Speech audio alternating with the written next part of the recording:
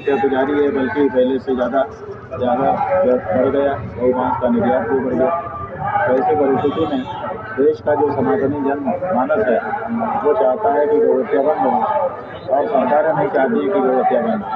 तो सरकारों के साथ जनता की यही लड़ाई है। जनता की ओर से हम जनता की इच्छा को स्वर दे रहे हैं, और इसीलिए सरकार को हमारा स्वर अच्छा नहीं लग रहा है।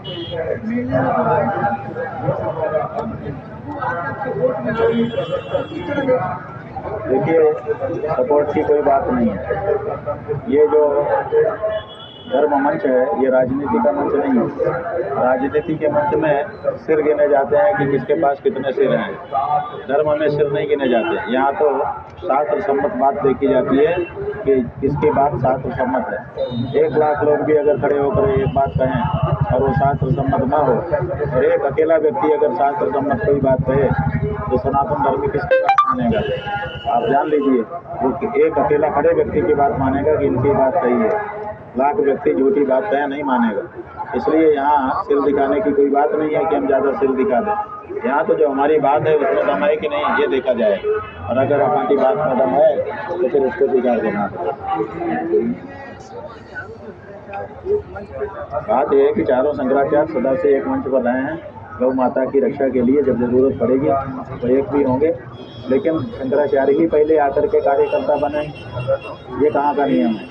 पहले कार्यकर्ताओं को आकर के वातावरण बनाना चाहिए ताकि शंकराचार्य आ सकें, एक साथ बैठ करके संबोधन कर सकें। तो ये जो जनता है ये नहीं, ये कहती है कि पहले हम इकट्ठा होंगे तब आएँ। ये राजनेता कहते हैं कि चारों शंकराचार्य इकट्ठा हो जाएं। चारों शंकराचार्य अगर बिना वातावरण के इकट्ठा हो जाएंगे तो उससे क्या फल मिलेगा? इसलिए चारों शंकराचार्य बिल्कुल एक साथ हैं, एक मत है, एक मंच पर आएंगे। लेकिन पहले हिंदू जनता को वो वातावरण बनाना पड़ा कि महाराज अब पधारिए।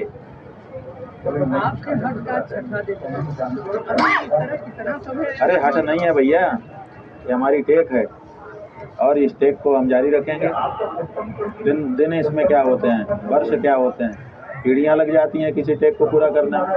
तो जो जितना समय लगना होगा लगेगा। लेकिन ये बताओ कि क्या मेला प्राधिकरण की पुलिस को इस तरह का काम करने का अधिकार था? और अगर उन्होंने किया है तो उसका कुफल उनको भोगना ही पड़ेगा, और असम्मान स्नान जिसके लिए हम निकले थे शिविर से वो कराना ही पड़ेगा। आपको हम बताना चाहेंगे बंधु, आपके माध्यम से आपके दर्शकों को भी बताना चाहें कि ये शंकराचार्य का महात्मा इस मेले में क्या है। 300 वर्ष पहले जब मुगलों का राज था, अंग्रेज भी राज कायम नहीं हो पाए थे, तब उन्होंने यहाँ पर संगम पे आके किला बनाया था, और किला बना करके इस पूरे इलाके को छावनी कर दिया था, और संगम पर उन्होंने पहरेदारी कर दी थी। यहाँ कोई हिंदू नहीं आएगा, यहाँ पर आ ही नहीं सकता, क्योंकि यहाँ हमारी छावनी है। अभी भी जहाँ पर कैंटोनमेंट एरिया है वहाँ पे सबको बहुत मुश्किल से जाने देते हैं लोग। तो यहाँ पर उन्होंने छावनी बनाई थी और हिंदुओं का प्रवेश वर्जित कर दिया था। संगम में स्नान करने पर रोक लगा दी थी। बाद में बहुत बीच बचाव करने पर उन्होंने कहा था जो जजिया कर देगा केवल उसको स्नान करने का मौका है, बाकी लोगों को नहीं मौका है। ऐसे समय में जो पेशवे थे, पेशवा राजा जो हिंदू राजा थे, उन लोगों ने शंकराचार्य जी के पास जाकर के प्रार्थना की, हे शंकराचार्य जी, हिंदू धर्म की जनता स्नान से वंचित हो रही है, पहरा लगा दिया गया है, जजिया कर लिया जा रहा है, आप इसमें कुछ करिए। उन्होंने कहा ठीक है, उठाओ हमारी पालकी, ले चलो हमको। तो पेशवाओं ने उनकी पालकी उठाई उसी और लेकर के आए।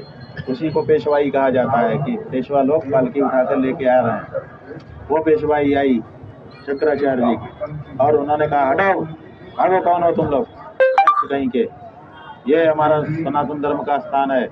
सनातन धर्म के घर में जो जन्म लेता है उसका जन्म सिद्ध अधिकार है गंगा यमुना के संगम में स्नान करना। तुम कौन होते हो रोकने वाले? ललकारा उन्होंने, ललकारा तो सेना सहन करके हट गई। तो उन्होंने जा करके डुबकी लगाई और अपने साथ जो दूर खड़े थे हाथ बांध करके हिंदू डरे हुए कि हम कैसे जाएं, मार देंगी सेना हमको।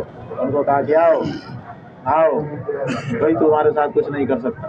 तो वो लोग आए, फिर और हिंदुओं का मनोबल बढ़ा। तो शंकराचार्य जी से लोगों ने प्रार्थना की कि शंकराचार्य जी प्रतिवर्ष आप आइए, आपके नेतृत्व में हम स्नान करेंगे। तो शंकराचार्य जी प्रतिवर्ष आने लगे, चारों शंकराचार्य आने लगे यहाँ पर, और धीरे धीरे मेला 1 से 2, 2 से 4, 4 से 8, 8 से 12 बढ़ता गया, और बढ़ते बढ़ते आज करोड़ों की संख्या में